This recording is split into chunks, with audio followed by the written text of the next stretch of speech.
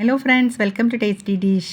ഞാൻ ഇന്നിവിടെ കൊണ്ടുവന്നത് മുത്താറി കേട്ടോ. മുത്താറി പൊടിയാക്കുന്നതാണ്. ഉണക്കാതെ നമ്മൾ വെയിൽ വെച്ച് ഉണക്കാതെ വീട്ടിൽ വെച്ചിട്ട് എളുപ്പത്തിൽ എങ്ങനെ മുത്താറിപ്പൊടി ഉണ്ടാക്കാം. ഫ്ലാറ്റിലൊക്കെ താമസിക്കുന്നവർക്ക് മുത്താറിപ്പൊടി എളുപ്പത്തിൽ ഉണ്ടാക്കാനുള്ള ഒരു രീതിയിലാണ് ഞാനിവിടെ ഉണ്ടാക്കിയെടുക്കുന്നത്. അപ്പോൾ നിങ്ങളെല്ലാവരും ഒന്ന് വീഡിയോ കാണുക, വീഡിയോ സ്കിപ്പ് ചെയ്യാതെ കാണുക. അതിന് എളുപ്പത്തിൽ നല്ല ടേസ്റ്റി ആയിട്ട് മുത്താറിപ്പൊടി എങ്ങനെ ഉണ്ടാക്കുക എന്നുള്ള വീഡിയോ ആണ്.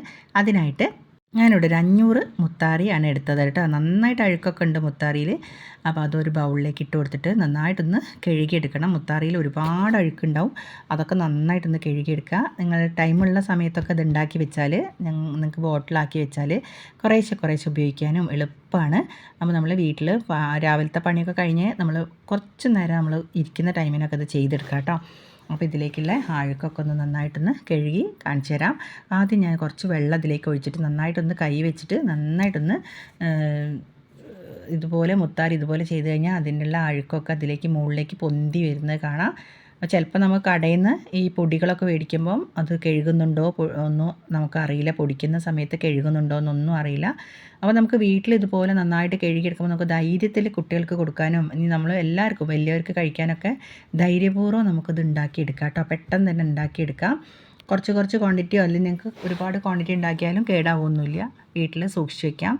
അപ്പോൾ ഇതുപോലെ അരിച്ചെടുത്താൽ കണ്ട ഇത്രയും അഴുക്കുണ്ട് ഇതിൽ. ഫസ്റ്റ് പ്രാവശ്യം തന്നെ കഴുകിയപ്പോൾ ഇതുപോലെ ഒരുപാട് പ്രാവശ്യം നമ്മൾ കഴുകി വെള്ളം തെളിയുന്നത് വരെ ഇത് നന്നായിട്ടൊന്ന് കഴുകി ഇതിലെ പൊടികളൊക്കെ അരിച്ചെടുത്ത് ഞാൻ ഇത് നന്നായിട്ട് ഒരു തരിപ്പയിലിട്ടിട്ട് ഊറ്റിയെടുത്തിട്ടുണ്ട്. എന്നാലും നമുക്ക് വെള്ളം എത്ര വന്നാലും മുത്താറി കൂടെ കുറേശ്ശെ വെള്ളം ഇനിയും ഒഴുകുന്നതായി കാണാം.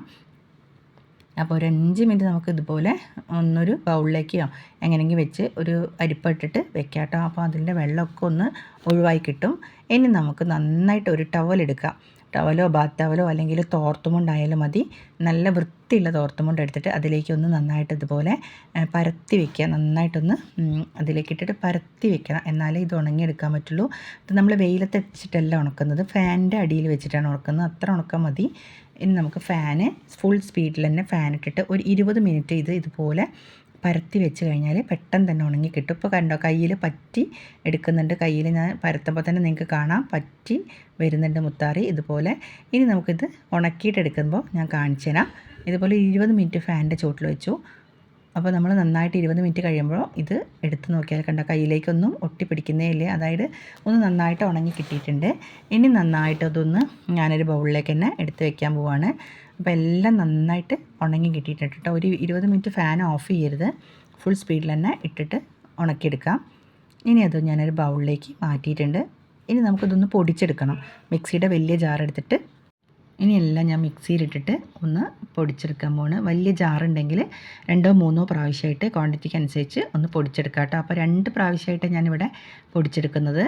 അപ്പോൾ ആദ്യത്തെ പ്രാവശ്യം ഇതിലേക്ക് ഇട്ടിട്ട് നന്നായിട്ടൊന്ന് പൊടിച്ചെടുത്ത് വരികയാണ്.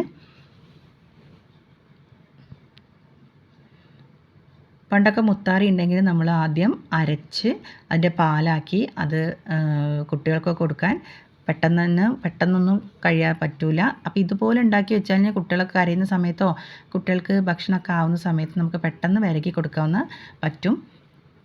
അപ്പോൾ ഇതുപോലെ പൊടിയായിട്ടുണ്ട്. ഇനി നമുക്ക് ഇത് നന്നായിട്ടൊന്ന് അരിച്ചെടുക്കണം. അതിൽ ബൗളിൻ്റെ മുകളിലേക്ക് തന്നെ ഞാനിത് വെച്ചിട്ട് അരിച്ചെടുക്കുകയാണ്. ഇനി നിങ്ങൾക്ക് മുളച്ച മുത്താറിയാണ് ഇത് പൊടിയാക്കേണ്ടതെങ്കിൽ മുളപ്പിച്ചിട്ട് ഇതുപോലെ തന്നെ ചെയ്താൽ മതി കേട്ടോ.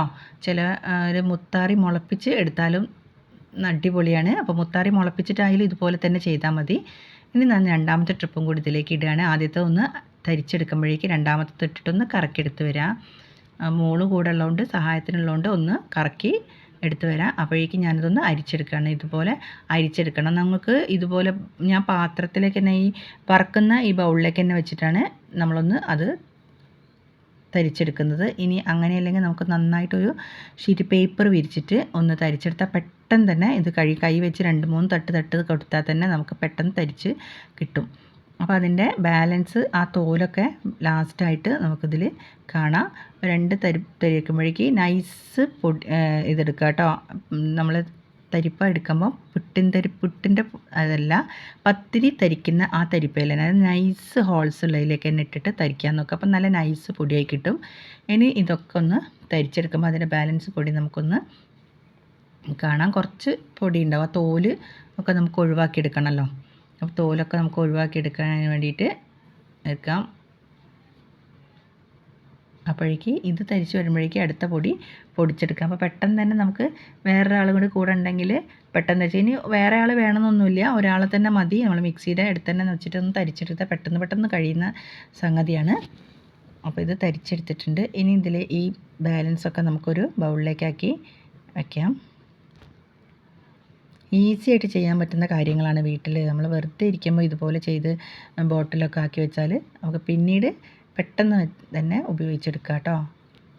ഇതുപോലെ ബാലൻസ് ഇത്ര പൊടി വന്നിട്ടുണ്ട്. പൊടി കണ്ടാൽ അടിപൊളിയായിട്ടുണ്ട്, നല്ല നൈസ് പൊടിയായിട്ടുണ്ട്. കടയിൽ നിന്ന് വാങ്ങിക്കുന്നത് അടിപൊളി പൊടിയാണ് നമ്മൾ വീട്ടിലുണ്ടാക്കിയെടുക്കുന്നത്. ഇനി ഈ ബാലൻസ് നമുക്ക് ഒഴിവാക്കാം. അടുത്തത് ഇത്ര 2 പ്രാവശ്യമായിട്ട് നമ്മൾ പൊടിച്ചെടുത്തിട്ടുണ്ട്. അപ്പോൾ ഇത്ര ബാലൻസ് ഒഴിവാക്കിയെടുക്കാം കേട്ടോ. ഇതുപോലെ രണ്ടാമത്തെ പൊടിയും കൂടി പൊടിച്ചെടുത്ത് എടുത്ത് വയ്ക്കാം.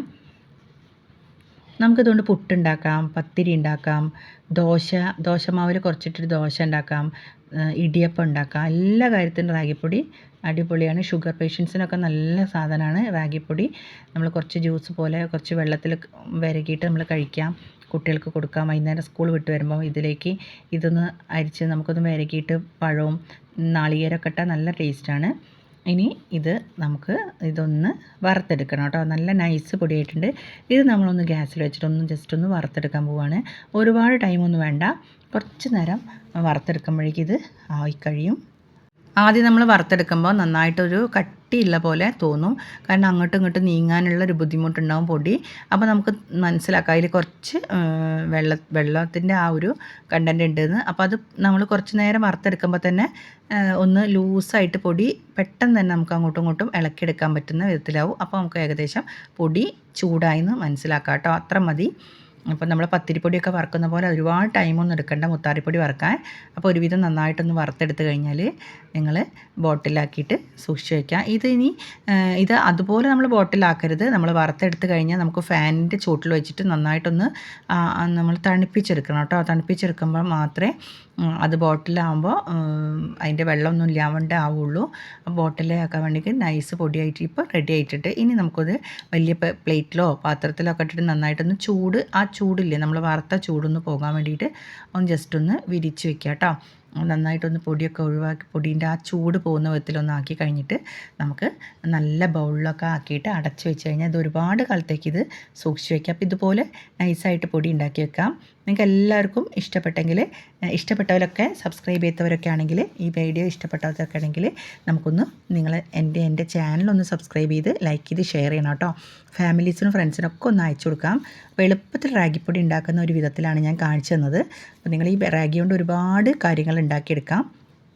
അപ്പോൾ ഇതുപോലെ നമ്മൾ നൈസ് പൊടിയാണ്. നമ്മൾ കടയിൽ നിന്ന് വാങ്ങിക്കുന്ന പൊടിയേക്കാൾ എന്തെങ്കിലും പൊടി മായങ്ങളോ കൂട്ടുന്നുണ്ടോ നമുക്കൊന്നും അറിയില്ല. അപ്പോൾ വീട്ടിൽ തന്നെ എളുപ്പത്തിൽ നമുക്കിങ്ങനെ റാഗിപ്പൊടി ഉണ്ടാക്കാൻ പറ്റുകയാണെങ്കിൽ നമുക്കതല്ലേ എളുപ്പം. അപ്പോൾ ഇതുപോലെ നിങ്ങളെല്ലാവരും ട്രൈ ചെയ്ത് നോക്കുക. ഇനി അടുത്ത വീഡിയോയിൽ കാണുന്നവരേക്കും ബായ്.